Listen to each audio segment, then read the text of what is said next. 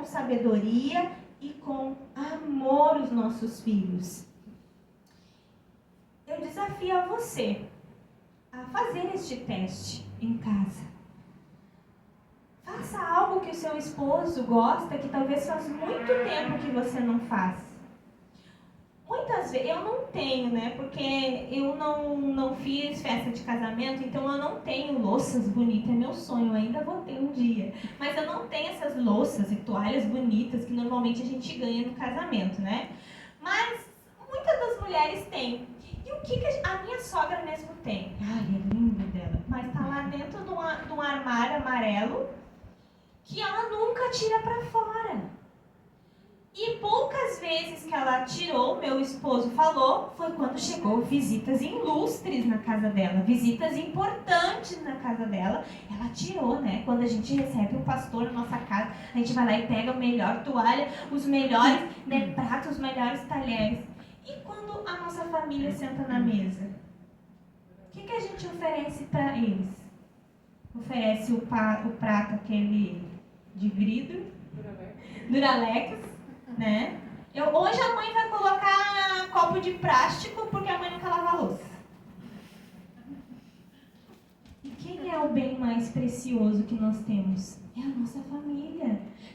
Sim, devemos dar honra para os nossos pastores, mas quem merece a melhor toalha, quem merece o melhor copo, quem merece o melhor prato, é os nossos filhos. É o nosso marido que merece o melhor lençol. É a nossa casa, é o nosso bem mais precioso. Deus confiou a mim, a minha família, e Deus confiou a vocês, a família de vocês. Muitos que estão aqui, eu creio que tem muitos filhos que já estão casados, mas que vão visitar você. Prepare o melhor almoço, prepare a melhor janta e receba seus filhos. Muitas vezes a gente ora, a gente pede que os nossos filhos voltem, mas a gente precisa muitas vezes mostrar Jesus em nossas atitudes. Aleluia, Jesus. Mostrar Jesus através das nossas vidas. Muitas vezes a gente não precisa abrir a boca, é só com a nossa vida. A gente vai... Eu vou fazer um projeto agora com uma irmã lá na igreja, e uma coisa muito simples, mas quando a gente for iniciar a conversa, uma coisa bem simples a gente vai fazer, vai dizer assim, vamos orar, irmã. E daí nós oramos.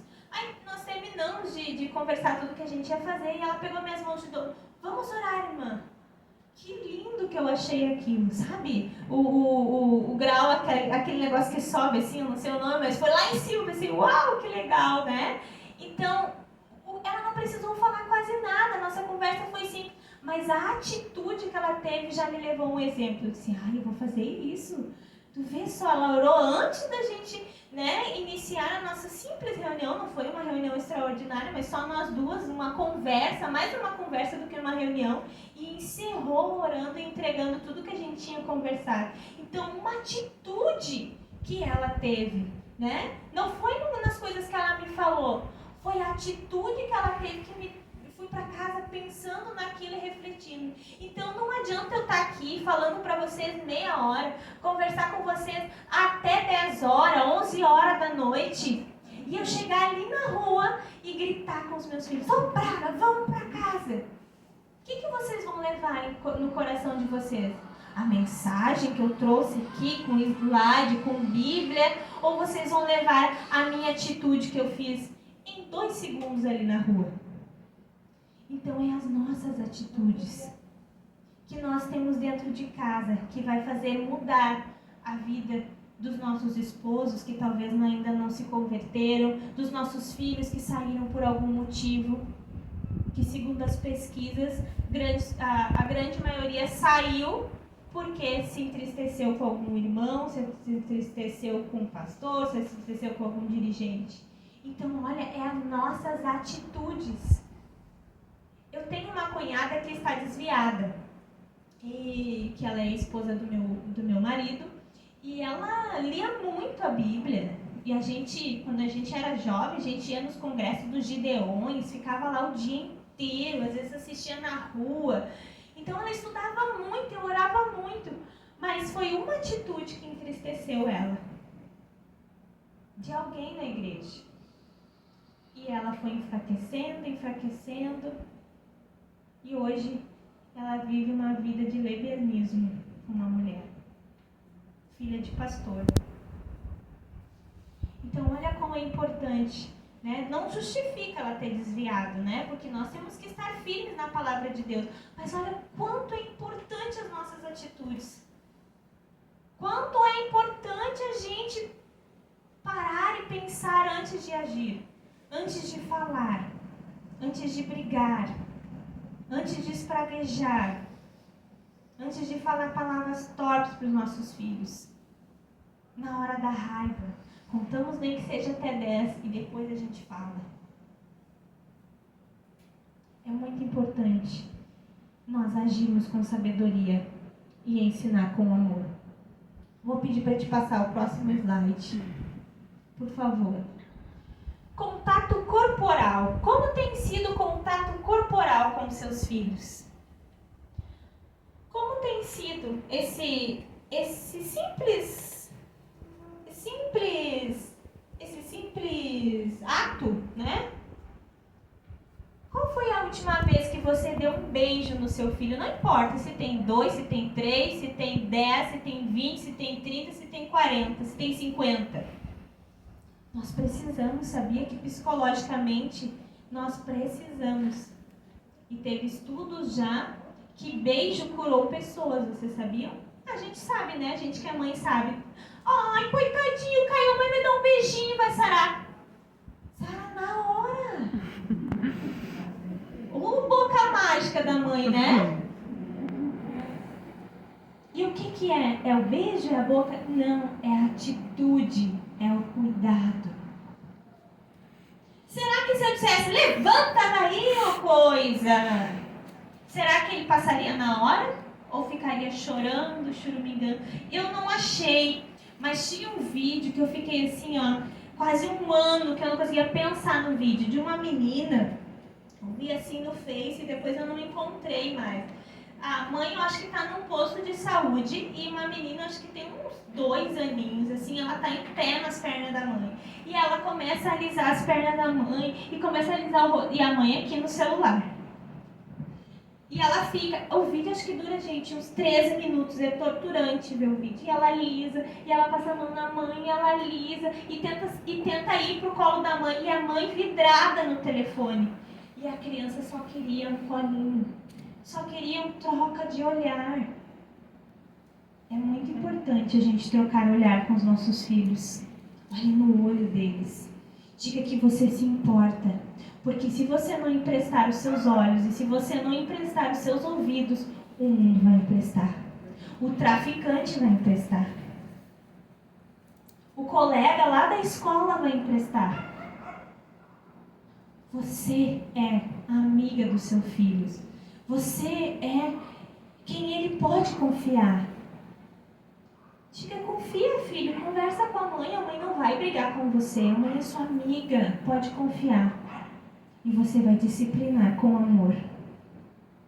Cuide deles.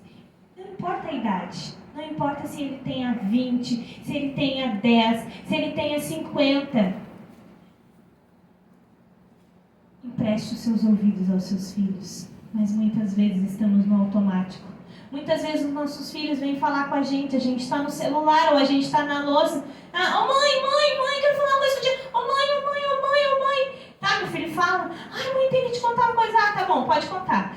Ai, mãe, coitadinha, mãe, a Letícia perdeu a avó morreu. Ai, que bom pra ela. Mãe, bom. Nem escutamos o que os nossos filhos estão falando. Estamos tão no automático que não escutamos mais o que eles têm para nos dizer. Desde o mais simples ao mais grave. Nossos filhos precisam de nós. Estamos num tempo egoísta, que as pessoas estão se preocupando só consigo mesmo. Se preocupando com o seu trabalho, com a sua faculdade, com a sua correria da igreja, com isso e com aquilo. Passamos o dia inteiro e muitas vezes não demos um beijo nos nossos filhos. Muitas vezes não ligamos para os nossos filhos para saber como está. E mãe conhece. Ah, mãe, quando... Eu digo assim, eu defendo uma tese um pouco contraditória para muitas pessoas, mas eu digo que amor é uma escolha. Muita gente diz assim, mas como que aquela mãe ganhou o bebê e largou lá na lata do lixo? Porque amar é uma escolha. Você escolhe amar.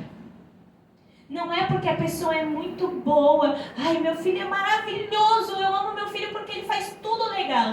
Não, o nosso filho pode fazer tudo errado. Que se nós escolhermos amar os nossos filhos, não importa o que ele faça, vamos amar ele. Mas você tem escolhido amar os seus filhos? Você tem escolhido orar por seus filhos? Você tem escolhido dedicar esse tempo, dar atenção, dar sorriso, dar beijo? Tito 2,4 diz: para quem ensinem as mulheres novas a serem prudentes, a amar os seus maridos e a amar os seus filhos, a serem moderadas, catas, boas donas de casa, sujeitas aos seus maridos, a fim que a palavra de Deus não seja blasfemada. Então, as nossas atitudes muitas vezes podem blasfemar a palavra de Deus. Pode passar o próximo, por favor.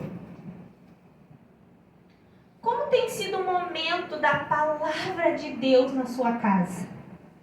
Qual o tempo que você tem reservado para falar da palavra de Deus? Não, eu tenho um momento quase ecumênico, né? Chega aquela hora, todos têm que ficar ali, a gente lê o salmo. Ali aquele salmo é sagrado. Mas Deuteronômio 6:9 diz: guardem sempre no coração as leis que eu lhes tenho dado hoje e não deixe de ensinar os seus filhos. Repitam essas leis em casa, fora de casa, quando se deitarem, quando se levantarem. Amarre as leis nos braços, na testa, para não se esquecerem, e escreva nos batentes das portas das suas casas e nos seus portões. Então a palavra de Deus não tem que ser só em um momento, ela tem que ser em todo momento. Mas irmã Kathleen, eu tenho que ler a palavra de Deus o dia inteiro. Não, é nas tuas atitudes que a palavra de Deus vai florescer. É numa conversa que você vai ter com seu esposo. Você diz para o seu filho: não minta, mentir é muito feio. Ai, a palavra de Deus fala que se a gente mente, a gente vai para o inferno. Mas o telefone toca. E é a Lebs. Atende lá, diz que a mãe não tá. O que a gente está fazendo? A gente está dizendo para ele não mentir e a gente está mentindo. Então, é os exemplos que vão fazer as atitudes dos nossos filhos mudarem. É nós mudando primeiro. Então, em todo momento, mesmo que naquele momento eu não tenha para pagar a prestação, a mãe vai atender. Olha, moça, eu não tenho, porque esse coronavírus eu fiquei desempregada, mas mês que vem eu vou tentar pagar. Mas muitas vezes o orgulho não nos permite. E aí o inimigo vem e permite que a gente minta na frente dos nossos filhos. E a gente chega na igreja e o meu e o meu orgulho descer comigo e se misturar como as águas do rio, então subirei como Naamã curado. Eu abro mão de tudo que sou,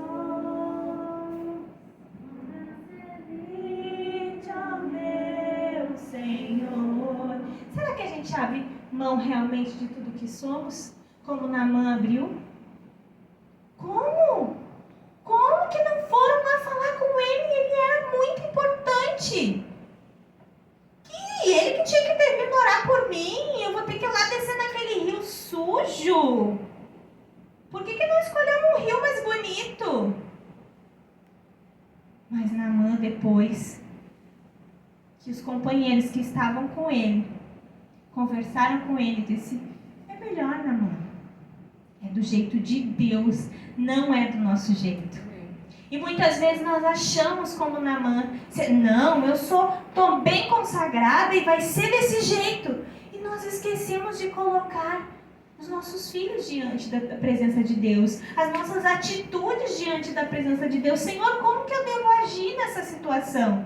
Senhor, tem gente, mães que estão brigadas com seus filhos que não falam há anos. Irmãs que estão brigadas com suas irmãs há anos. Deus que construiu a família. Aí lemos lá a história de Caim e Abel e nos escandalizamos.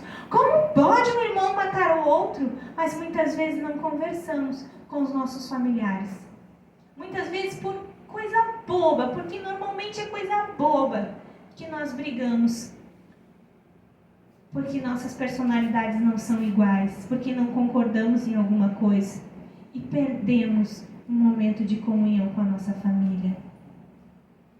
Como está o seu treinamento espiritual? E o quarto pilar? Pode passar o próximo. Aquilo que nós falamos, né? Ser exemplo. Eles estão de olho naquilo que você está fazendo. O exemplo arrasta a multidão. As palavras muitas vezes são como vento. Eduque a criança no caminho em que deve andar, e até o fim da vida não se desviará dele. E uma coisa aqui que fala em Provérbios 22:6, muito importante, que muitas pessoas não entendem. Dizem, mas esse versículo aí é um versículo mentiroso, porque eu ensinei meu filho aí na igreja, eu largava ele lá, eu ensinava ele, às vezes eu não podia, mas eu dizia para ele ir. Mas Provérbios diz, eduque a criança no caminho. Se é no caminho, eu tenho que andar com ele no caminho. Não é levar ele ao caminho, é no caminho. Então eu tenho que estar com ele junto no caminho. Então não adianta eu dizer para ele, não minta, filho. Mas eu mentir em uma ligação de telefone. Eu estar conversando com alguém, meu filho presenciou algo e eu estar mentindo. Eu estou ensinando meu filho no caminho. Não estou ensinando meu filho a ir ao caminho. Vai, meu filho, ao caminho. A mãe vai depois. Então a gente precisa cumprir a palavra de Deus para que ela se cumpra em nossas vidas. Mas a misericórdia do Senhor, ela se renova todas as manhãs. E o Senhor está de braços abertos todos os dias para que a gente mude as nossas atitudes. Pode passar o próximo, por favor. Mude as nossas atitudes, mude a maneira de ser. E essa é uma grande oportunidade. Orar pelos nossos filhos. Vocês têm orado realmente pelos filhos de vocês? Com seus joelhos dobrados, buscando a mudança, consagrando. Hoje eu orava pelo meu filho, eu disse, Senhor, ele tem 14 anos, mas eu já oro pela esposa que tu vai preparar para ele. Eu já oro pelos meus netos que um dia virão. Eu já oro, Senhor, pelo futuro, pela carreira, Senhor. Consagre, porque nossa oração de mãe tem muito poder e vale muito diante do Senhor. Amém. Então mude a sua atitude, mas não deixe de orar. Seja como os trabalhadores que acompanhavam Neemias na construção da muralha. Em uma mão eles estavam com a pá, construindo, e com a outra mão eles estavam com a arma. Então edifique os muros, mas também esteja armado da palavra e do conhecimento. Do conhecimento de Deus, do conhecimento do coração do homem. Provérbios fala sobre o coração do homem, que devemos conhecer o coração do homem. Uma criança vai agir de uma forma, um adolescente vai agir de outra, e um jovem vai agir de outra forma. Orem no Espírito em todas as ocasiões, com toda a oração e súplica, tendo isso com... Tá ruim de ver aqui também, vamos ver. Em mente. Tendo isso em mente, estejam atentos e perseverem na oração por todos os santos. Então é muito importante nós orarmos. É muito importante em todas as ocasiões. Confirma o que Deuteronômio acabou de falar. Temos que ensinar a palavra em todas as ocasiões. É deitar, é levantar, é andar no caminho, é estar dentro do carro. Muitas vezes os pais cometem um erro gravíssimo, que tiram muitas crianças, muitos adolescentes e jovens da igreja entram no carro, a primeira conversa. Mas o pregador hoje estava muito ruim. Tu viu a cara do pastor? O pastor hoje estava com uma cara. Não, mas tu viu aquela irmã? Não, mas ninguém merece. Aquele louvor. O que nós estamos fazendo? O que nós estamos fazendo? O que os nossos filhos estão ouvindo? Eles estão ouvindo e eles vão pensar: o que eu vou fazer nessa igreja? Nem meu pai e minha mãe gostam. Se o pastor não é bom, o pregador não é bom, o dirigente não é bom, o culto não é bom, o que eu vou fazer na igreja? Eu vou pro mundo. Porque eu vou conversar com meu amigo vai dizer: vamos lá, cara, naquela festa. Aquela festa maravilhosa, tem um negócio para nós usar lá que é show. É simples atitudes que nós temos, que muitas vezes nós tiramos dos nossos filhos. Nos juntamos muitas vezes com amigos, com familiares, para falar mal do nosso ministério, para falar mal da nossa igreja. Eu não consigo me conformar com os irmãos que falam mal dos irmãos no Facebook. Gente, você está fazendo mal para o teu próprio corpo. A Bíblia diz que nós somos o corpo. E se nós somos o corpo, não importa que o corpo seja lá dos Estados Unidos, que seja de São Paulo, quando nós estamos falando, o que o mundo vai olhar? Os crentes, olha aí, ó. Olha aí, os próprios crentes estão compartilhando que o outro crente roubou. Os próprios crentes estão compartilhando que a crente matou o marido. Gente! E aí nós estamos falando do nosso próprio corpo. Nós estamos divulgando, infelizmente, os nossos vacilos. Porque do mesmo jeito que muitas vezes um irmão pecou algo tão grave, nós também pecamos na nossa casa. Que muitas vezes podemos perder a salvação dos nossos esposos, podemos perder a salvação dos nossos filhos. Mas que a medida que vai interferir na nossa vida vai ser igual. Então, os nossos atos, eles falam muito. Pode passar o próximo, por favor. Já estou encerrando, irmãs. Não prefira um filho. Outro erro gravíssimo, né? O irmão Davi e a irmã Rosane já não tem esse problema, né? Eles têm um filho único. Mas já encerrou pelo jeito, olha. Já falou que deu. Mas quando nós temos mais de um, é muito difícil. Eu tenho 3. E são 3 bem diferentes um do outro. E 3 idades diferentes, né? Então, às vezes, eu tenho que me policiar, porque o meu caçula é um fofo, ele é muito fofo. E ele é muito amoroso. E aí eu tenho que cuidar, porque às vezes eu posso dar um carinho excessivo para ele, que o outro vai olhar e vai achar: a mãe só gosta desse. Então, eu tenho que mediar. Então, nisso tudo a gente precisa cuidar. Eles estão em construção, eles são uma esponjinha. Tudo que eles estão crescendo, eles vão percebendo que está na sua volta e tudo pode ir para o seu coração e para a sua mente.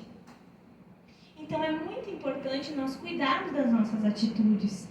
Eu passo por uma experiência muito chata. Lá na minha casa não tem, graças a Deus. Eu e a minha irmã mais nova, nós temos 8 anos de diferença. Mas a minha mãe nunca teve preferência uma pela outra e nunca, outro erro gravíssimo, nunca falou mal de uma para outra. Então eu e minha irmã assim, nos damos muito bem. Às vezes a gente é muito diferente. Ela é emotiva, escreve textão no Facebook, às vezes eles me ligam: não vai escrever nada. E eu sou super objetiva, né? Então a gente é muito diferente uma da outra, né? Mas a gente procura entender que uma é diferente, a gente convive muito bem. Mas na casa do meu esposo é diferente. A minha sogra e principalmente a minha sogra tem, uma idolatria pelo meu cunhado, que é o filho mais velho. E às vezes a gente está junto em algum momento e eu vejo assim que meu esposo se entristece com isso, né? Isso é uma atitude que ela não percebe. Devido a algumas situações de talvez a família do meu cunhado precisar muito mais dele do que a gente, acaba acontecendo isso. Mas isso tudo a gente tem que cuidar, porque é importante. E hoje eu vejo em muitas atitudes do meu esposo que é pela carência que ele tem e por essa... que de repente acontecia mais na infância, ele não se lembra, mas ficou algumas atitudes dele hoje, reflete na preferência que a mãe dele muitas vezes deu ao filho mais velho. Então, os dois filhos, que é a menina do meio e também o filho mais novo, que é o meu esposo, eles não têm esse privilégio tanto, esse cuidado tanto que ela tem, né? Mas é uma coisa simples que a gente precisa cuidar, que pode refletir lá na frente. Nós temos o hábito de inclinar por um filho. Nenhum filho é igual. Cada um tem qualidades diferentes. Não prefira um filho. O que você sente quando alguém prefere ou o outro e não você. Reflita sobre isso. Quando você está num ambiente em que você vê que alguém que você gosta está preferindo conversar mais com o outro e não com você. Ou se você contou algo e a outra pessoa teve mais interesse na conversa da outra pessoa do que na sua. É chato, é muito ruim, né? É do mesmo jeito que os nossos filhos sentem. Então a gente precisa se policiar, a gente precisa ter cuidado com isso. Não seja parceira do diabo, cuide do seu filho, ame como ele é, com defeitos e qualidades. Nenhum é igual, um é diferente do outro. Nenhum é igual. Pode passar o próximo. Algo muito importante, nós já estamos encerrando. Perdoe seus filhos.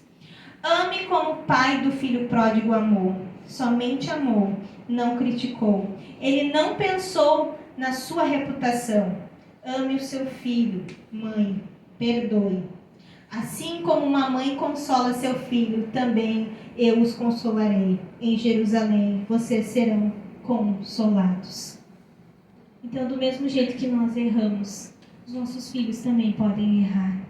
Perdoe eles. Abrace e diga: mãe, te